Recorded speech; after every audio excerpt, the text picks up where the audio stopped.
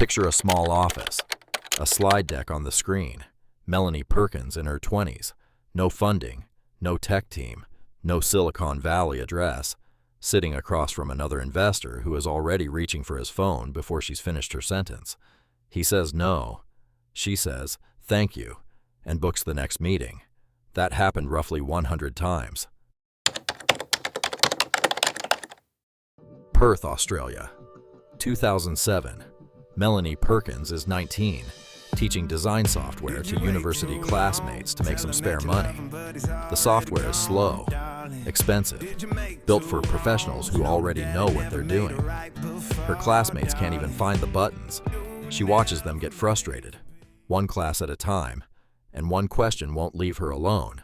Why should something this simple be this hard? She didn't wait for permission to test the idea. In 2008, she and her boyfriend Cliff built a small online tool, Fusion Books, to help schools design yearbooks without needing design software at all. 16 schools signed up the first year, 50 the next. By year 3, over 100. The idea worked, but yearbooks were never really the goal. Melanie wanted to rebuild design software for the entire world, and for that, she needed money Fusion Books alone could never give her. So she started pitching. The world said no. Some investors said the market was too small. Some said the idea was too big. One suggested she find something more practical. It took almost 3 years and more than 100 rejections before anyone said yes. Imagine hearing no 100 times about the one thing you believe in more than anything else. Would you keep knocking? Melanie did. But somewhere around rejection 60 or 70 or 90, she noticed something. It wasn't really the idea that was failing. It was the pitch. Her early meetings were full of technical language, platforms, infrastructure, publishing systems. Investors nodded politely and passed anyway.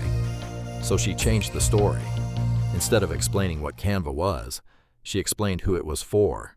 The classmates staring blankly at Photoshop, the world where design belonged only to professionals. People couldn't picture a platform, but they could picture their own frustration. That shift, from features to a person, from technical to human, is the same shift that turned rejection 99 into something different. Melanie corners a Silicon Valley investor named Bill Ty after his talk. He mentions, almost as an afterthought, that if she's ever in San Francisco, they should meet up.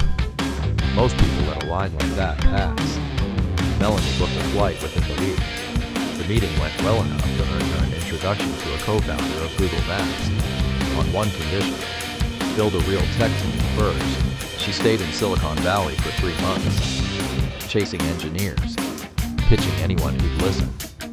Nobody signed on. She flew home with nothing to show for it. No engineer, no deal, just the exhaustion of trying everything and still coming up empty. It would have been reasonable to stop there. She didn't. Months later, another invitation arrived, this time to Maui, to an informal retreat built around kitesurfing. Melanie had never kitesurfed in her life. She said yes anyway, then scrambled to take lessons before the flight so she wouldn't embarrass herself in front of the investors she needed most. On the beach that week, she and Cliff pitched Canva one more time. Something shifted. Nobody wrote a check on the spot, but for the first time, the room believed her. Back in Silicon Valley, an introduction finally led her to Cameron Adams, a former Google engineer who understood the vision immediately. In 2012, he joined as a co-founder. With a real technical team behind her, the next investor said yes. Then another. Then another. In 2013, Melanie secured the funding to officially launch Canva. 1 year later, 1 million users. The year after, 6 million. In 2018, Canva became a unicorn, valued at over $1 billion. By 2021, that number was 40 billion. Today, well over 100 million people use Canva every month in nearly 200 countries. The woman who once couldn't get a single engineer to return her calls had built one of the most valuable private companies on Earth. She didn't stop there. In 2021, Melanie and Cliff, married along the way, signed the Giving Pledge, committing the majority of their fortune to education and sustainability causes around the world.